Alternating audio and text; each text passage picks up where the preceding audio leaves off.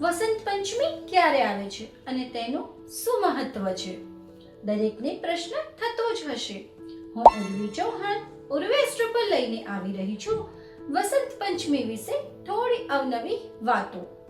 આ વર્ષે વસંત પંચમી એટલે 2 ફેબ્રુઆરી 2025 અને તિથિ પ્રમાણે મહાસુદ પાંચમ. આ એક સ્પેશિયલ દિવસ છે કારણ કે આ દિવસે માં સરસ્વતીજીનો જન્મદિવસ હોય છે. એટલે કે વિદ્યાર્થીઓ માટે આ એક સ્પેશિયલ દિવસ છે કારણ કે જે માતા તેમની વિદ્યા અને બુદ્ધિ પ્રદાન કરે છે તે સરસ્વતી માતાનો જન્મદિવસ છે. જે પણ બિઝનેસમેન જેને બિઝનેસમાં ગ્રોથ જોઈએ છે અને નોકરિયાત જેને નોકરીમાં પ્રમોશન જોઈએ છે તે લોકો માટે પણ આ દિવસ એક સ્પેશિયલ દિવસ હોય છે.